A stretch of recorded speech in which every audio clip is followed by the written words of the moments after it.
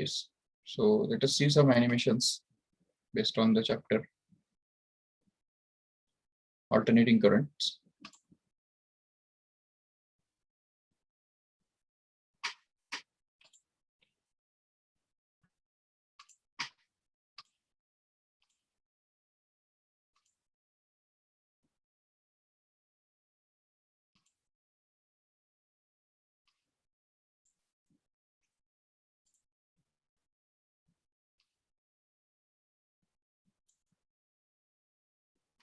Okay.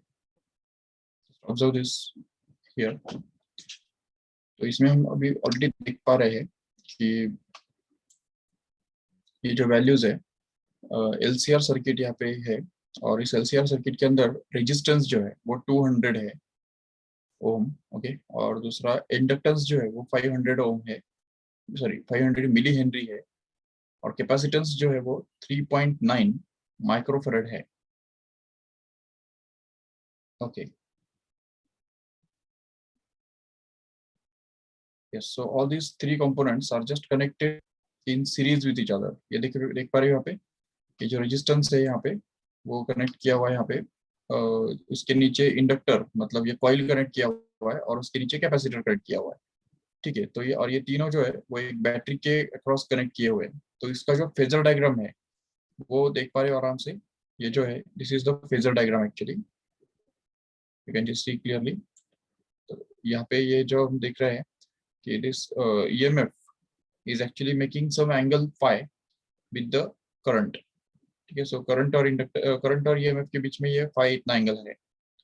ठीक है, अभी इसमें हम देख सकते हैं कि फ्रीक्वेंसी जो है वो फ्रीक्वेंसी हम यहाँ पे से वेरी कर सकते हैं। देखो फ्रीक्वेंसी अगर वेरी करेंगे तो अकॉर्डिंगली हमको ये पता चल रहा है कि फ्रीक्वेंसी जैसे हम इंक्रीज या डिक्रीज करते हैं तो उसकी वजह से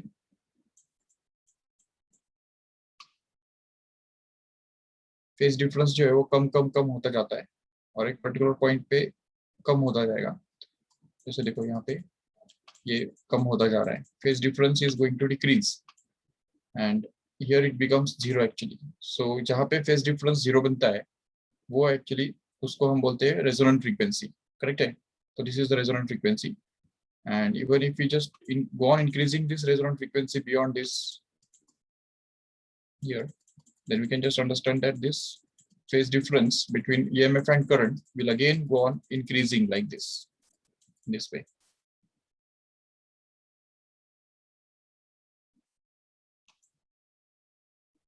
Okay, so these are the values of inductance, capacitive reactance and inductive reactance. Even see yes, अगर सपोज हम फ्रीक्वेंसी अगर कम कर देंगे और इतना कम कर देंगे जो फेज डिफरेंस जीरो बन जाता है, क्योंकि हमने अभी भी किया था। ये देखो ये वाला ये 114 जो है वो एक्चुअली रेजोनेंट फ्रीक्वेंसी है। उस समय हम देखेंगे कि ये कितना है, कैपेसिटिव रिएक्टेंस देखो कितना है और इंडक्टिव रिएक्टेंस कितना है, दोनों 358 दिखाई दे रहे हैं कि नहीं। तो इसका मतलब ये है कि जब दोनों रिएक्टेंस और inductive reactance and capacitive reactance दोनों जब इक्वल बनते हैं तो ऐसे केस में ही ये जो है सर्किट का जो रेजोनेंट फ्रीक्वेंसी जो है वो रेजोनेंट फ्रीक्वेंसी कहलाता है। और ऐसे केस में जो सिर्फ रेजिस्टेंस उस सर्किट के अंदर रहता है बस। Even we can just understand this also.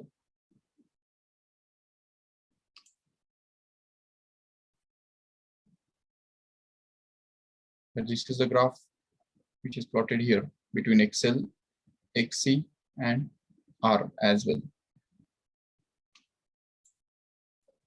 with respect to the frequency.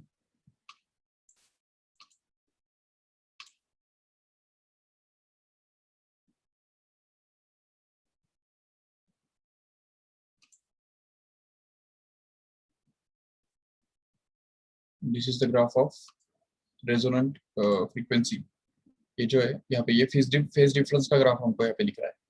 Phase difference is plotted along against frequency here. Yes.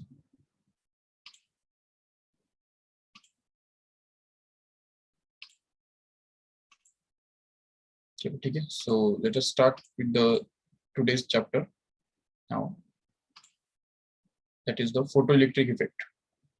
Yes, I hope you can see the screen once again here, and you can just see the animation on photoelectric effect. Okay तो इसमें जैसा कि तुम देख पा रहे हो, तो यहाँ पे एक कलर लाइट है, ठीक है ना, रेडिएशन जो है वो यहाँ से इंसिडेंट हो रहा है। ये देखो, ये ब्लू कलर का जो दिख रहा है कि नहीं,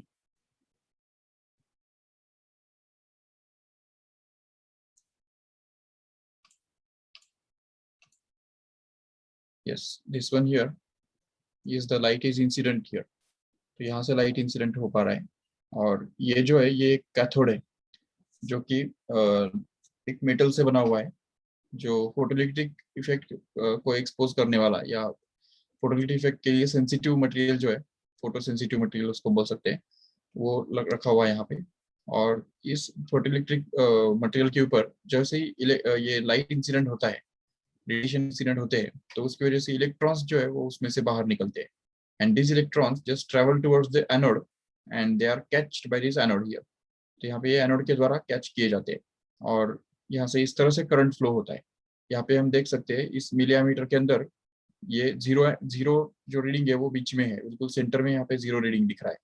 लेकिन जब वो यहाँ पे फोटो करंट चालू हो जाएगा, तो उसकी वजह से ये यहाँ पे दिखा रहा है हमको, ये ऑलमोस्ट 8 एम्पियर करंट जो है, या चलो milliampere, 8 milliampere current यहाँ पे फ्लो होता हुआ दिख रहा है। ओके, तो in this way current can be measured from this milliammeter here in this way.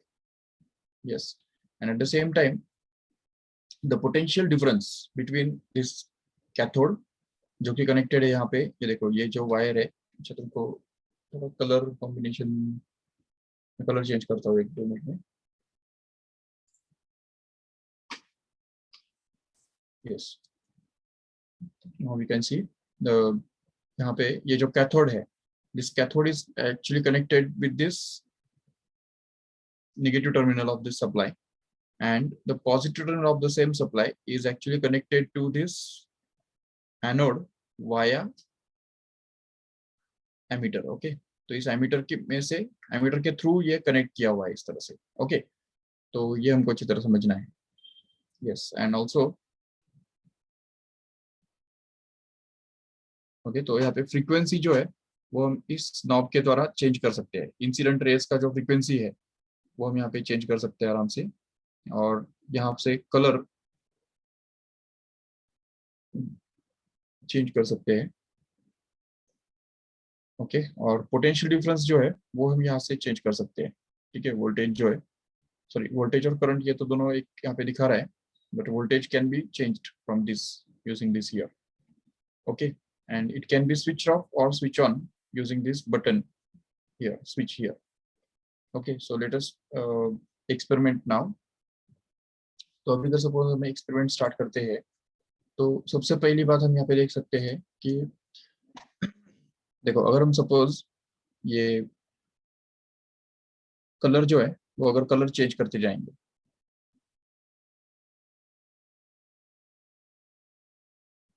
Suppose frequency अगर हम चेंज करेंगे,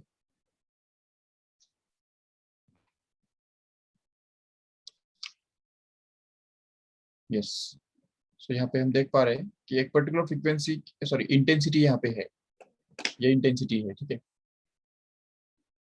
तो ये इंटेंसिटी जब हम कम करते हैं तो उसकी वजह से करंट भी कम होता जाता है।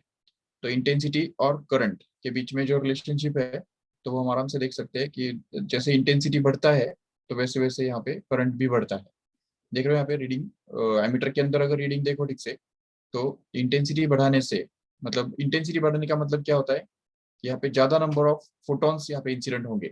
जितने ज्यादा नंबर ऑफ फोटॉन्स इंसिडेंट होंगे उतना ज्यादा करंट भी फ्लो होगा। तो यहाँ पे एमीटर के अंदर देख रहे हो कि 10 एम्पियर करंट फ्लो हो रहा है, जो कि सबसे ज्यादा है, मैक्सिमम है।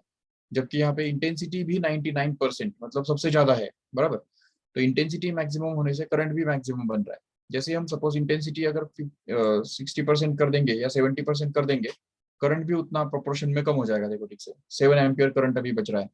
इवन अगर इंटेंसिटी को हम अगर 50% कर देते हैं, तो करंट भी 50%, मतलब 5 एम्पियर करंट फ्लो हो रहा है यहाँ पे, ठीक से देख सकते हो। इवन अगर हम सपोज और ज्यादा इंटेंसिटी कम करते हैं, मान लो कि 20% कर दिया, तो करंट भी अकॉर्डिंगली डिक्रीज हो जाएगा। धीरे धीरे करंट जो है वो भी 2 एम्पियर तक चला जाएगा ऑलमोस्ट।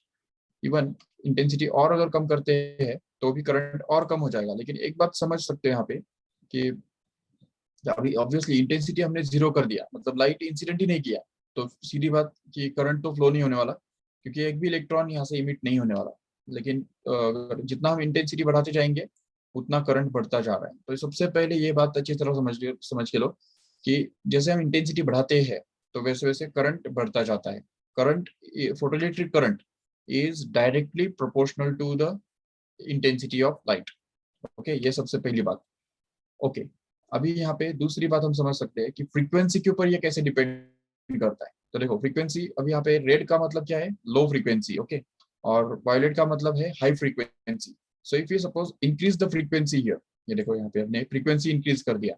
अभी क्या दिख रहा है आपको, करंट जो है वो तो चलो कांस्टेंट है, but electrons are just ejected out with the greater kinetic energy. तो यहाँ पे हम देख पा रहे हैं कि इलेक्ट्रॉन्स जो है ज्यादा काइनेटिक एनर्जी के साथ इमिट हो रहे हैं। तो ये होता है, ठीक है। This is basically to understand here that whenever the frequency is increased, even if we can just increase the frequency still further, अब देखो यहाँ पे हमने फ्रीक्वेंसी और ही बढ़ा दिया, अभी इलेक्ट्रॉन्स बहुत ज्यादा एनर्जी के साथ इमिट हो रहे हैं। देखो ठीक से, energetic electrons are just ejected out from the surface of cathode in this case. Even अगर हमने और ज्यादा बढ़ा दिया तो हम और देख सकते हैं आराम से कि electrons are just ejected out with the greater kinetic energy और ग्रेटर वेलोसिटी ऑल्सो। तो वेलोसिटी भी उनका बढ़ रहा है। देखो यहाँ पे हमने इंटेंसिटी कांस्टेंट रखा है, ठीक है ना, intensity has kept constant, but still the frequency has been increased. तो जैसे जैसे फ्रीक्वेंसी बढ़ेगा तो वैसे वैसे क्या होगा, करंट नहीं बढ़ेगा, current will just remain constant because number of electrons emitted out will be remain the same, but the each and every electron emitted here will actually be emitted with the greater kinetic energy, more kinetic energy in this case। तो ज्यादा kinetic energy के साथ ये electron emit किया जाएगा। तो इस तरह से अगर हम सपोज फ्रीक्वेंसी कम कर देते हैं, ये देखो यहाँ पे ये फ्रीक्वेंसी कम हो गया, जैसे फ्रीक्वेंसी कम होगा ऑब्वियसली वेवलेंथ इंक्रीज होगा उस केस में। तो वेवलेंथ इंक्रीज होने से क्या हो रहा है, देखो कि electrons are not emitted with that much kinetic energy as previous one, but they are emitted with slow kinetic energy और low kinetic energy like this. यहाँ पे भी हम देख सकते हैं। ओके, और एक बात यहाँ पे हमको समझनी है। देखो यहाँ पे देखो हम फ्रीक्वेंसी इसका कम करते जा रहे हैं। ग्रीन कलर का फ्रीक्वेंसी आ गया जो कि ब्लू से कम है थोड़ा, चलो और कम कर देते हैं फ्रीक्वेंसी। यस, सो वेव्स देख पा रहे हो ठीक से, इंसिडेंट तो हो रहे हैं और इलेक्ट्रॉन्स भी उसके अकॉर्डिंगली इमिट हो रहे हैं, लेकिन स्लोली मूविंग इलेक्ट्रॉन्स इमिट हो रहे हैं। ठीक है, स्लोली मूविंग इलेक्ट्रॉन्स मतलब kinetic energy is going to be very small in this case. चलो और थोड़ा कम कर देते हैं। ये देखो अब यहाँ पे क्या हो गया, फ्रीक्वेंसी जो है हमने इतना कम कर दिया, जो लाइट तो इंसिडेंट हो रहा है, देखो ठीक से लाइट इंसिडेंट हो रहा है, लेकिन एक भी इलेक्ट्रॉन इसमें से इमिट होने लायक नहीं है, एक भी इलेक्ट्रॉन इसमें से इमिट नहीं हो रहा है। उसका रीजन यही है कि this frequency is actually less than the threshold frequency which is required to extract out the electrons from the metal surface here, which is called as the uh, photoelectric work function। तो यहाँ पे ये जो frequency है ये इतना छोटा है कि जो इस मेटल का वर्क फंक्शन से भी वो छोटा है, छोटा एनर्जी प्रोवाइड करता है। मतलब every photon will carry N energy which is less than the photoelectric work function itself of that metal, and that's why the electron is not able to eject it out, but it remains in the surface itself, and that's why the photoelectric emission doesn't take place। ठीक है, below this frequency, इससे कम ही कितना भी frequency करते बैठेंगे ना तो भी उससे कुछ फर्क नहीं पड़ने वाला है। कितना भी रेड कलर का जाओ या इंफ्रारेड में जाओ या किधर भी जाओ, ये फ्रीक्वेंसी इस लेवल से कम हो गया मतलब फोटो इलेक्ट्रॉन इमिट नहीं होने वाले। तो अगर हमको फोटो इसका अगर फोटो थ्री फ्रीक्वेंसी अगर निकाल के दिखाना है तो उसके लिए हमको यहाँ पे इसको फ्रीक्वेंसी को थोड़ा थोड़ा चेंज करना पड़ेगा। ये देखो थोड़ा हमने चेंज कर दिया, यस, इस तरह से और थोड़ा बढ़ा दिया, अभी भी इलेक्ट्रॉन इमिट नहीं हो रहे। तो मतलब फ्रीक्वेंसी जो है वो 456 टेराहर्ट्ज से भी ज्यादा है थ्रेशोल्ड फ्रीक्वेंसी। यस, इससे थोड़ा हमने बढ़ा दिया, एक भी इलेक्ट्रॉन अगर इमिट हो पाता है तो that will be the threshold frequency. ये देखो मैं बढ़ा रहा हूँ, यस, जैसे यहाँ पे इलेक्ट्रॉन इमिशन चालू हो गया और यहाँ पे इलेक्ट्रॉन इमिशन बंद है, ठीक है, यहाँ पे भी चालू है, थोड़ा कम कर देंगे, यस यहाँ पे बंद हो गया। इसका मतलब ये जो 467 टेराहर्ट्ज है, ये एक्चुअली इस मटेरियल का थ्रेशोल्ड फ्रीक्वेंसी है। ओके, और थ्रेशोल्ड फ्रीक्वेंसी के नीचे का फ्रीक्वेंसी या नीचे का या उतना भी अगर फ्रीक्वेंसी अगर हम रखते हैं तो कोई फोटोलिटिक इफेक्ट नहीं होता है। इवन इंटेंसिटी कितना भी बढ़ा दो उससे कोई फर्क नहीं पड़ने वाला यहाँ पे। इंटेंसिटी हम बढ़ाते कम करते जा रहे हैं, लेकिन फोटोइलेक्ट्रॉन्स इमिट नहीं होंगे, माना नहीं होंगे बिल्कुल, क्योंकि यहाँ पे फ्रीक्वेंसी जो है वो फ्रीक्वेंसी ही थ्रेशोल्ड फ्रीक्वेंसी से कम है। तो इसलिए जब थ्रेशोल्ड फ्रीक्वेंसी से कम फ्रीक्वेंसी इंसिडेंट होते हैं रेडिएशंस का, तो उस केस में कोई फोटोलिटिक इफेक्ट नहीं होता है। हाँ, लेकिन अब ये थ्रेशोल्ड फ्रीक्वेंसी जो है वो किसका है, सीजियम का है। ये देख रहे हैं वहां पे, दिस इज द सीजियम। ठीक है, उसका जिसका थ्रेशोल्ड फ्रीक्वेंसी एक्चुअली यहाँ पे ब्रैकेट में दिया हुआ है, जो कि 642 नैनोमीटर। ओके, तो अगर अगर सपोज हम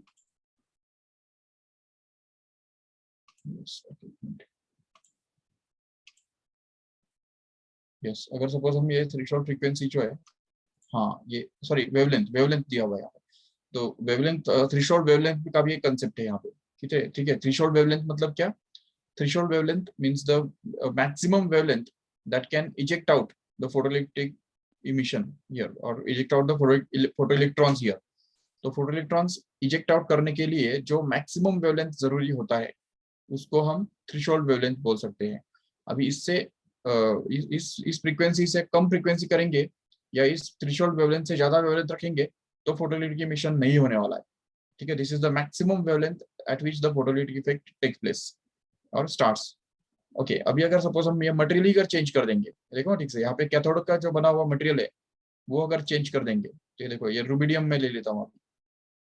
अब देखो रूबिडियम का थ्रेशोल्ड वेवलेंथ कितना है, 582 है, तो वो तो उससे भी कम है। तो इसलिए यहाँ पे हमको फ्रीक्वेंसी जो है वो और बढ़ाना पड़ेगा ताकि फोटोलिटिक इफेक्ट हो जाए। तो ये देखो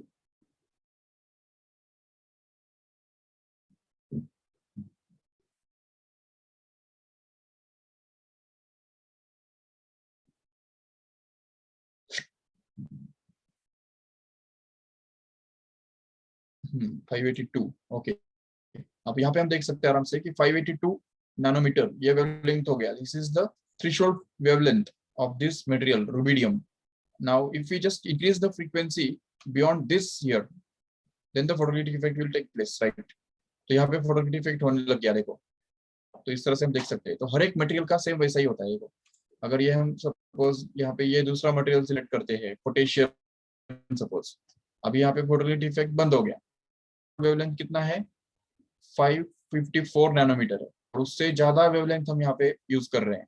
तो अगर सपोज हमको वेवलेंथ कम करना है तो फ्रीक्वेंसी बढ़ाना पड़ेगा जरूर। अगर हम फ्रीक्वेंसी सॉरी वेवलेंथ अगर 554 से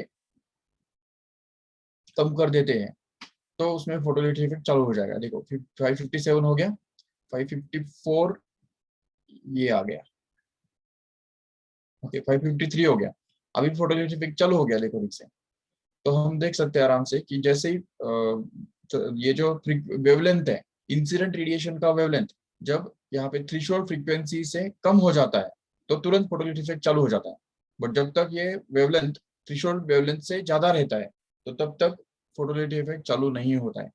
फोटोलिटिक इफेक्ट होता ही नहीं है ऐसे केस में। और इवन उससे भी आगे जाके अगर हम सपोज इससे ज्यादा जितना भी बढ़ा जाएंगे तो उसके हिसाब से इनका जो काइनेटिक एनर्जी है वो भी बढ़ता जाएगा। जो भी एक्स्ट्रा एनर्जी है वो एक्चुअली उसका काइनेटिक एनर्जी रहेगा। बिल्कुल, तो इस तरह से हम समझ सकते हैं आराम से। Yes, energetic electrons are getting emitted here in this case. Okay, in the same way we can just change this here। ये जो सब्सटेंस है, कैथोड का बना हुआ जो सब्सटेंस है वो हम चेंज कर सकते हैं जितना चाहिए उतना, और अकॉर्डिंगली हम देख सकते हैं कि फोटोलिटिक इफेक्ट हो रहा है क्या नहीं हो रहा है। देखो यहाँ पे अभी फोटोलिटिक इफेक्ट तब चालू होगा जब वेवलेंथ 308 नैनोमीटर से ऊपर जाएगा। अभी 308 नैनोमीटर से ऊपर मतलब देखो यहाँ पे हमको जाना पड़ेगा, अल्ट्रावायलेट रीजन में हम चले गए अभी। ये देखो 308 आ गया, अभी चालू हो गया photolytic effect, right. So in this way we can just understand that whenever the threshold wavelength goes below the threshold wavelength, then and only photoelectric effect takes place. Otherwise no photoelectric effect takes place. And if suppose the wavelength is less than the threshold wavelength, then in that case the photoelectric effect takes place. But in this case, the total energy of a photon is just split up in two parts.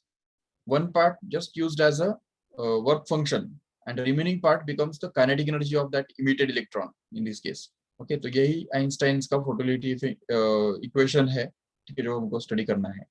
Yes, अभी और एक बात हम यहाँ पे समझते हैं.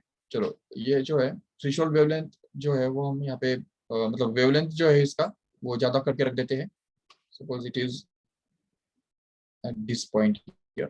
Okay, अभी देखो ठीक से, एक सिंपल सी बात देखो यहाँ पे.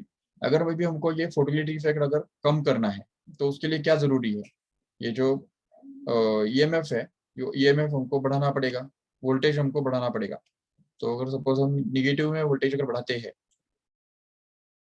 यस, ये वोल्टेज जो है वो अभी कम हो रहा है, बट अगर हमको बढ़ाना है, ये देखो जैसे हम बढ़ा रहे हैं वैसे वैसे क्या हो रहा है, करंट कम कम होता जाएगा. Yes, we have increased the voltage here, and we can just see the electrons are just getting attracted, opposed from emitting.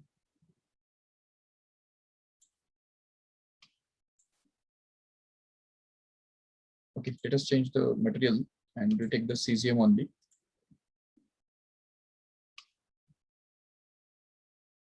Okay, यहाँ पे अभी देखो ठीक से कि इलेक्ट्रॉन्स तो इमिट हो रहे हैं, फोटोलिटी इमिशन हो रहा है proper.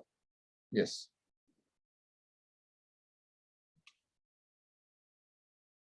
yes, if you just make this photolytic EMF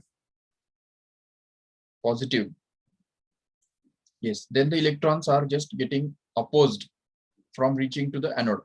Okay, ये electrons जो है वो यहाँ पे anode तक पहुंचने से अपोज किए जा रहे हैं, ये समझते हो ठीक से. और इसकी वजह से हम देख सकते हैं कि यहाँ पे फोटोइलेक्ट्रिक करंट जो है वो कंप्लीट स्टॉप हो गया. This is actually called as a stopping potential. ये जहाँ पे फर्स्ट टाइम होता है उसको हम स्टॉपिंग पोटेंशियल बोल सकते हैं. देखो, अगर सपोज पोटेंशियल थोड़ा कम कर देंगे, अभी इलेक्ट्रॉन्स जा पा रहे हैं, ठीक है, the electrons are successfully travelling towards the anode, no doubt. But as soon as the potential difference between cathode and anode is just increase beyond this, suppose यहाँ पे 0.2 कर देते हैं, तो देखो क्या होगा. यस, ओके, 0.2 हो गया. अभी भी इलेक्ट्रॉन्स जा पा रहे हैं, ठीक है, electrons are reaching the anode successfully, no doubt, and causing the photoelectric current to flow here.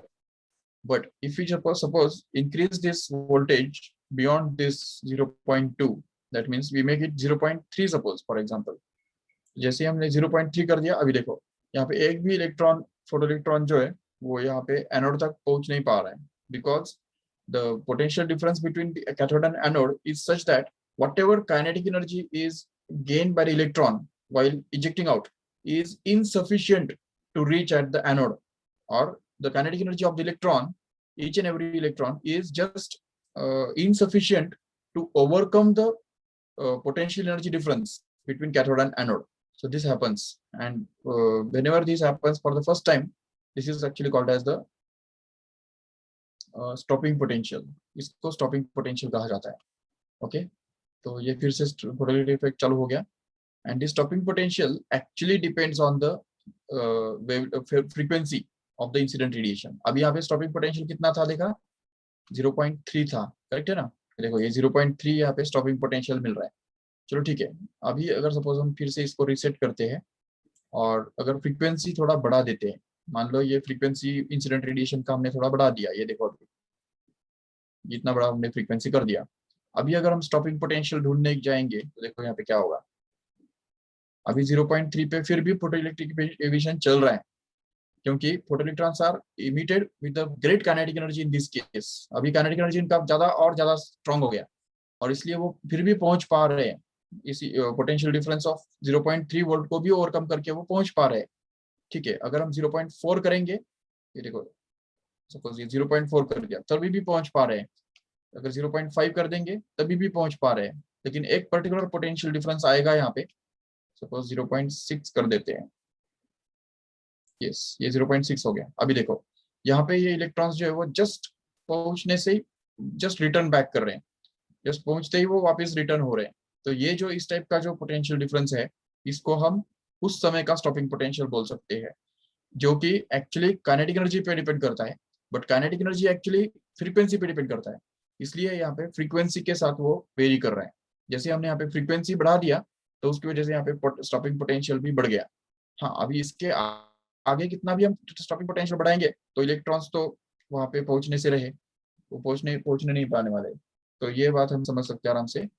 Even इससे आगे कितना भी पोटेंशियल बढ़ा दो, यस, बट अगर हमको इलेक्ट्रॉन्स को वहां पे पहुंचाना ही है, इस पोटेंशियल पे भी अगर पहुंचाना है, मान लो अभी यहाँ पे 1.0 पोटेंशियल हो गया, यहाँ पे अभी इलेक्ट्रॉन्स पहुंच नहीं पा रहे, but if you want these electrons to reach at this anode here at this level only, then we'll have to increase the frequency, that's it।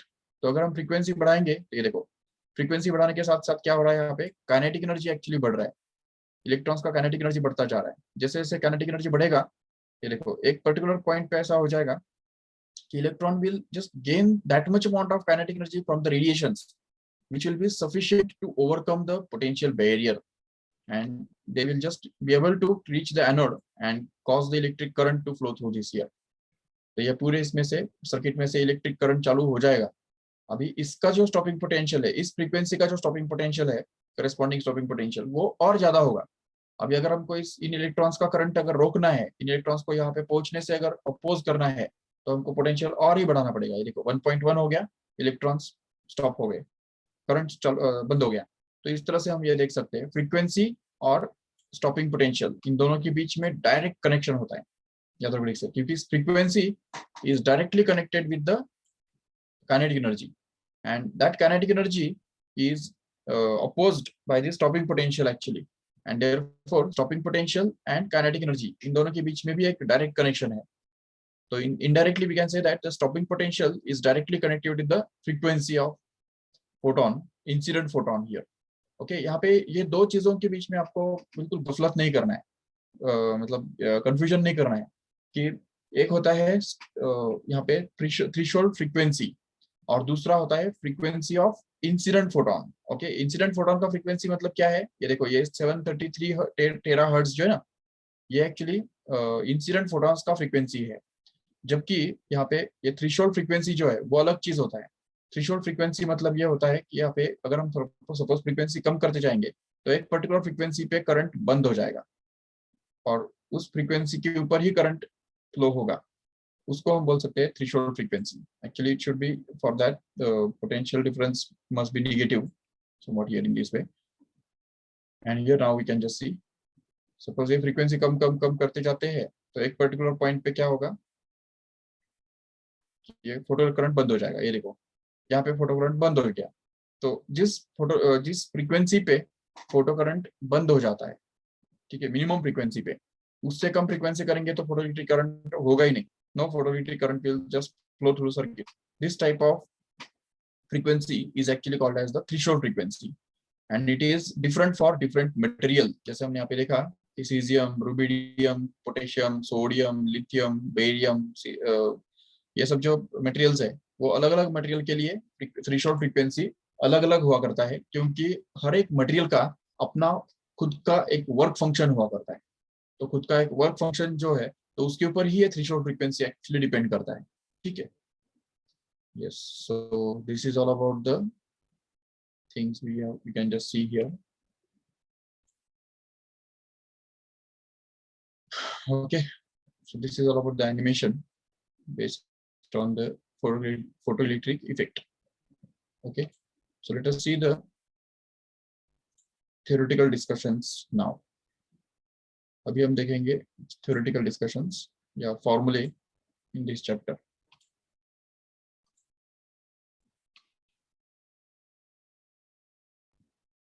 अच्छा, मुझे बताओ अभी यहाँ पे आपको स्क्रीन पे कुछ पैचेस दिख रहे हैं क्या? Yes sir. ओके, कल भी दिख रहे थे, आपने बोला भी नहीं, बताया भी नहीं कुछ भी। स्ट्रेट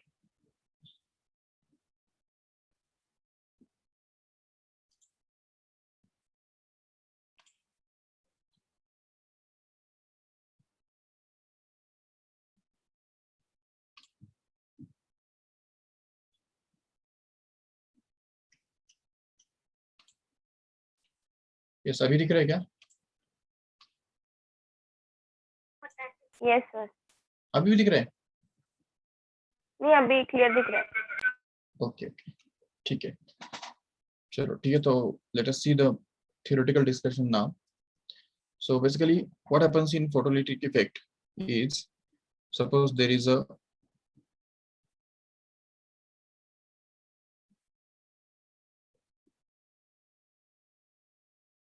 cathode ray tube,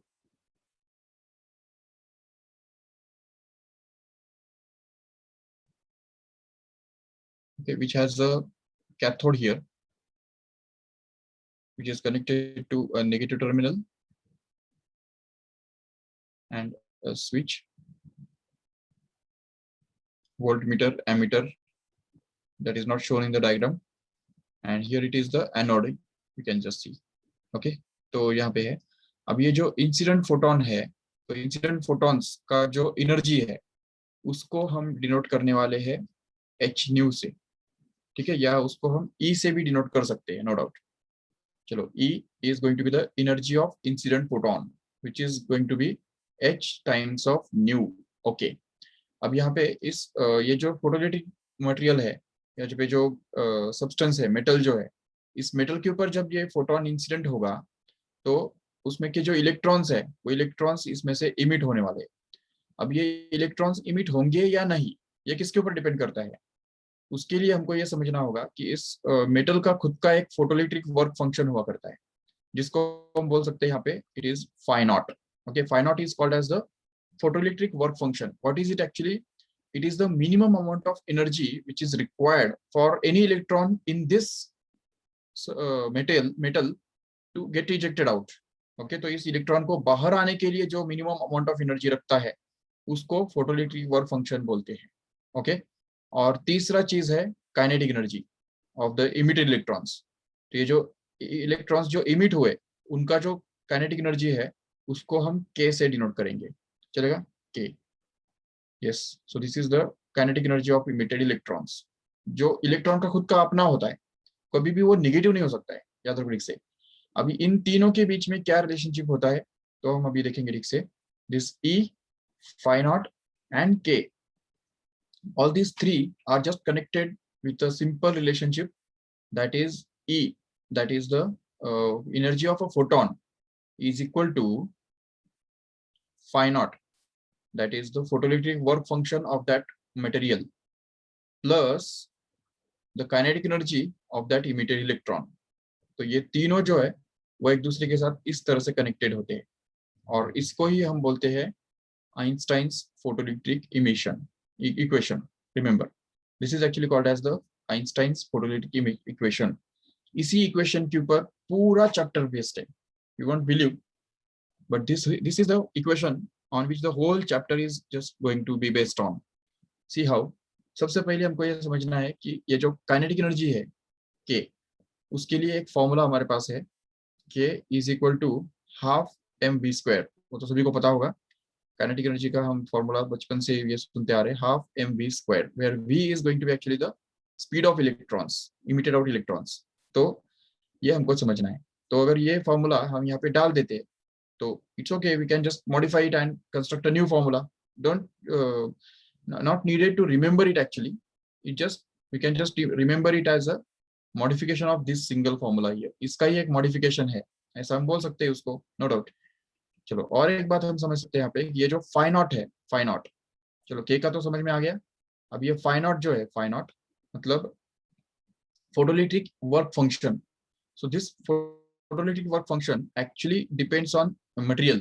कौन सा मटेरियल हमने यहाँ पे कैथोड के लिए यूज किया हुआ है उसके ऊपर डिपेंड करता है, वो डिसाइड करता है कि इस मटेरियल का फाई नॉट क्या होगा।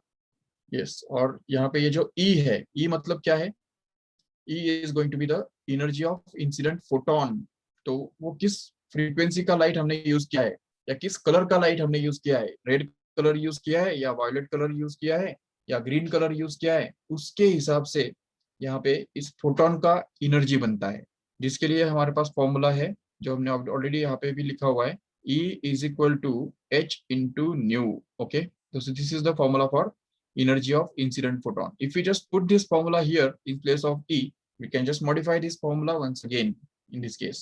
तो यहाँ पे अगर E के बदले हमने h nu डाल दिया तो देखो ये h nu is going to be actually equal to phi naught plus k, where k is going to be the kinetic energy. अभी देखो यहाँ पे एक सीधी बात यह है कि अगर phi naught हम कम करेंगे, सॉरी फ्रीक्वेंसी अगर हम कम करेंगे, मतलब ये इंसिडेंट फोटोन जो है उसका फ्रीक्वेंसी अगर हम कम कम करते जाएंगे तो ये जो LHS है वो तो घटता जाएगा जरूर।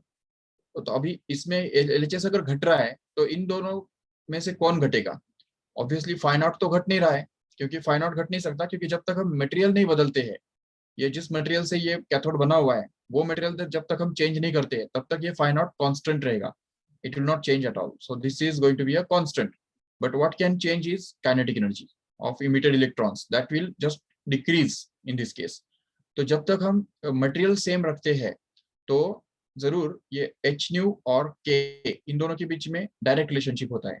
जितना h nu ज्यादा उतना k ज्यादा, याद रखो ठीक से. तो इसलिए अगर हमको यहाँ पे ऐसा दिया हुआ है कि सेम मटेरियल यूज किया हमने कैथोड के लिए, और अगर इसके ऊपर एक इंसिडेंट रेडिएशन यूज किया जिसका फ्रीक्वेंसी सपोज h nu 1 है, तो h nu 1 और उसकी वजह से जो काइनेटिक एनर्जी हमको मिला वो सपोज k1 है, तो we can just understand this equation h nu 1 is equal to phi naught plus k1. Okay, and if suppose we change the frequency of incident radiation, then we can just get the h nu 2 as the energy of incident photon, which will get split up in two parts once again, one of which will be phi naught fixed, and plus extra energy will be the kinetic energy in this case, which can be written as K2 here in this case. And these two equations can be given as equation number 1 and equation number 2 and just be solved simultaneously. Or we can just subtract these two equations so as to get cancelled with this phi naught here and just get a relationship between this nu1, nu2 and K1, K2 accordingly. Remember, even this formula can also be modified in this way by us just using this nu1 as c by lambda 1. Okay, तो new 1 के लिए value क्या होता है, याद रखो से c by lambda 1. ये इलेक्ट्रोमैग्नेटिक वेव्स का कंसेप्ट है. And nu 2 can actually be written to be simply equal to c by lambda 2 accordingly. If we just put these values here and in place of new 1 and new 2, then we can just modify these two equations and write them in this way, that h into c by lambda 1 is equal to phi naught plus k1, and that is hc by lambda 2 is actually going to be equal to phi naught plus k2. That's it, correct? So this way we can just construct these two equations accordingly and just solve them simultaneously, so as to get the relationship between lambda 1, lambda 2 and k1 and k2 as well. इनको जब subtract कर देंगे तो ये phi naught cancel हो जाएगा और हमको ये lambda 1, lambda 2, k1 और k2 के बीच में रिलेशनशिप मिल जाएगा आराम से. लेकिन ये सब कब होगा? जो होता है कि अगर ये मटेरियल जिससे ये कैथोड बना हुआ है वो जब तक हम चेंज नहीं करते हैं तब तक ऐसा होगा, तब तक ये phi naught जो है वो कांस्टेंट रहेगा. तो यहाँ पे न्यू को कितना भी बढ़ा लो उससे किस पे फर्क पड़ने वाला है, k पे फर्क पड़ने वाला है.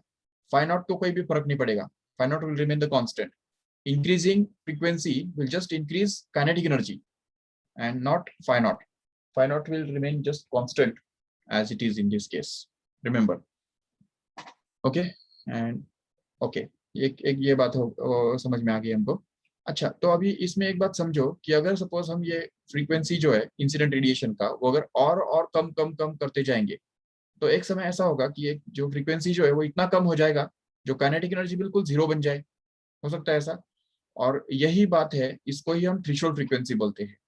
तो जब भी हम यहाँ पे इस फ्रीक्वेंसी को इतना कम कर देते हैं जो h into nu naught बन जाए. Nu naught is a special frequency at which the kinetic energy of photoelectrons emitted becomes zero. तो ये सपोज अगर जीरो बन गया तो phi naught plus zero क्या बनेगा, सिंपली phi naught ही बनेगा. और इसलिए हम यहाँ पे लिख सकते हैं कि phi naught is equal to h into nu naught. This is the direct relationship between the phi naught and nu naught actually. Or we can just call this in terms of wavelength also. Threshold wavelength के form में भी इसको हम express कर सकते हैं इस तरह से, क्योंकि हमारे पास इक्वेशन है nu naught is actually equal to c by lambda naught, where lambda naught is actually going to be the threshold wavelength which is different from the wavelength of incident radiation this here. ये जो हमने यहाँ पे देखा था lambda 1, lambda 2, ये actually incident wavelength with incident photon के wavelength थे। यहाँ पे ये जो लैम्बडा नॉट हम देख रहे हैं वो actually threshold frequency, threshold wavelength है, जो कि maximum wavelength it can be defined as a maximum wavelength up to which the photoelectric effect takes place, and threshold frequency is going to be the minimum frequency at which the photoelectric effect takes place, right? So if we just replace this nu naught here, then we can just get it phi naught is equal to h into c upon lambda naught. That's it. So this is another formula for phi naught here in this case. And now if we just put this formula for phi naught here, यहाँ पे इसके अंदर अगर हम उसको डाल देंगे तो और एक मॉडिफिकेशन इसका बन जाएगा, जिसको हम लिख सकते हैं इस तरह से, E is equal to phi naught, where phi naught is going to be h into nu naught, where nu naught is the threshold frequency plus kinetic energy, which can be replaced by half mv square anytime, no doubt. And this E, if it is just replaced by h nu here in this case, then we can be able to get this h nu is equal to h nu naught plus k, where this h nu naught can be transferred that side, so as to get this h nu minus h nu naught is equal to k, which means this k is actually going to be h times of bracket mein nu minus nu naught. H is a common, so we can just take it out, and this becomes the equation for kinetic energy in terms of frequency of incident radiation and threshold frequency as well here in this case. Okay, तो यहाँ पे बात याद रखो ठीक से, ये जो न्यू है यहाँ पे ये एक्चुअली इंसिडेंट रेडिएशन का फ्रीक्वेंसी है, और ये न्यू नॉट जो है वो एक्चुअली थ्रेशोल्ड फ्रीक्वेंसी है उसी मटेरियल का। तो इस तरह से के जो है वो के actually h times new minus new not के बराबर बनता है। इसको आइंस्टाइन्स फोटोइलेक्ट्रिक इक्वेशन बोल सकते हैं आराम से। Yes, so this is all about the Einstein's photoelectric emission equation. Okay, तो ये भी एक इंपॉर्टेंट फॉर्मूला हो गया। अच्छा, अभी इस फॉर्मूला को अगर हमको वेवलेंथ के फॉर्म में एक्सप्रेस करना है तो वो भी कौन सी बड़ी बात है, कर सकते हैं आराम से, क्योंकि हमको पता है ऑलरेडी। ये देखो, we already seen that this k is actually equal to h times nu minus nu naught, but already we know that this nu is actually equal to c by lambda, where lambda is the frequency wavelength of incident radiation, remember, and nu naught can actually be written as c by lambda naught, where lambda naught is actually the threshold wavelength, which is the maximum wavelength for which the photoelectric effect takes place.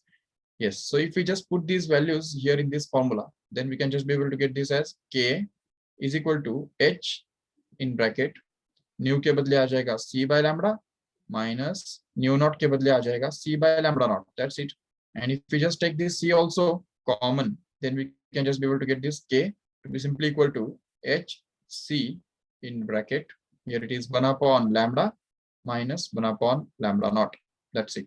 And this is actually going to be the, again this is going to be the Einstein's photoelectric emission equation. ये भी Einstein's photoelectric equation है। Actually देखो ये सभी equations जो है वो एक ही इक्वेशन से बन रहे हैं, है कि नहीं, जो कि हमने ऊपर यहाँ पे एक्सप्रेस किया था सबसे पहले लाइन में, उसको जो लिखा था उससे ही ये सारे इक्वेशंस बने हुए हैं। अच्छा, अभी और एक बात हमको यहाँ पे समझनी है कि ये देखो यहाँ पे जो ईएमएफ है या पोटेंशियल डिफरेंस जो है उसको अगर हम चेंज करेंगे तो क्या होगा। तो जैसे हम ये पोटेंशियल डिफरेंस को अगर इंक्रीज करते हैं अकॉर्डिंगली, जैसे जैसे पोटेंशियल डिफरेंस बढ़ता जाता है, तो सपोज उसको हमने उल्टा कर दिया, पॉजिटिव कर दिया, तो इलेक्ट्रॉन्स जो है वो रिपेल होने के बदले अट्रैक्ट होना चालू हो जाएगा। इलेक्ट्रॉन्स इमिट तो हो रहे काइनेटिक एनर्जी के साथ, लेकिन ये पॉजिटिव होने की वजह से the electrons will just get attracted back in the backward direction and they will not be able to reach at this anode here, और ये एनोड की तरफ जाएंगे, लेकिन यहाँ पे इस एनोड को टच करने से पहले ही अगर रिटर्न आ जाएंगे। तो ऐसे पोटेंशियल को हम क्या बोलते हैं, स्टॉपिंग पोटेंशियल बोलते हैं। Stopping potential, it is denoted by Vs in this case, okay, Vs. And how it is this stopping potential related with the kinetic energy? So we can just say that this kinetic energy is just related with the stopping potential in this way. The kinetic energy of the electrons is just exhausted in traveling from this point to this point here.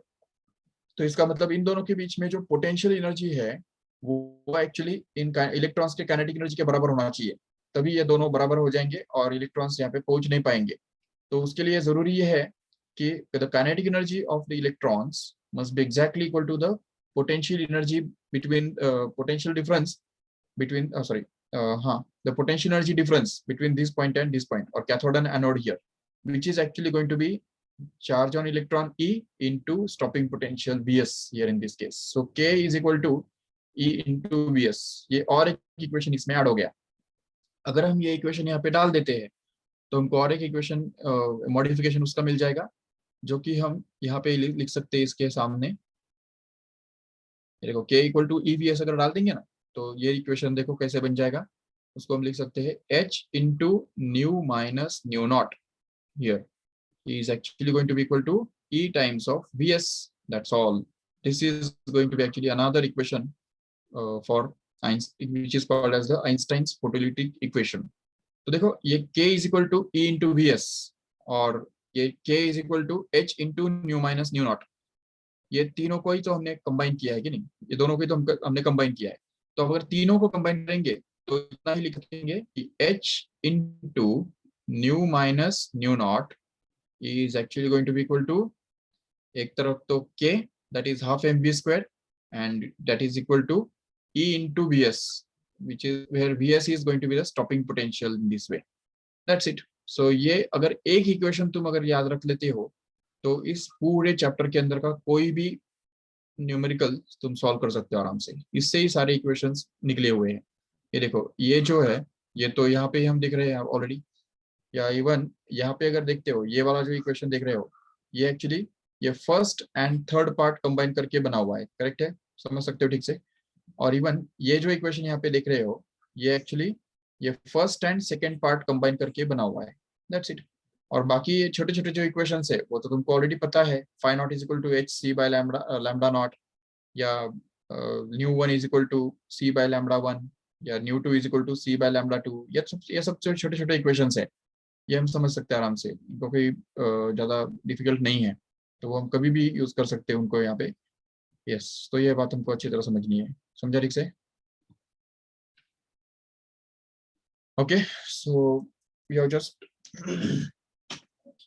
seen the theoretical discussion about this photoelectric emission today. So in the next lecture we'll just we'll do the remaining part of the theoretical discussion and just start the MCQs also. छोटा chapter है, एक ही equation के ऊपर based है पूरा chapter. मैंने फिर से बता रहा हूँ मैं कि वो एक ही इक्वेशन के ऊपर पूरा चैप्टर बेस्ड है. वो एक इक्वेशन यूज करके हम पूरे चैप्टर में से कोई भी क्वेश्चन आराम से सॉल्व कर सकते हैं बिल्कुल. ठीक है, तो चलो और थोड़ा डिस्कशन हम नेक्स्ट टाइम करेंगे. और just be prepared with the MCQs from this chapter. Do the MCQs on your own and we'll just have the more MCQs in the next lecture. So thank you all of you.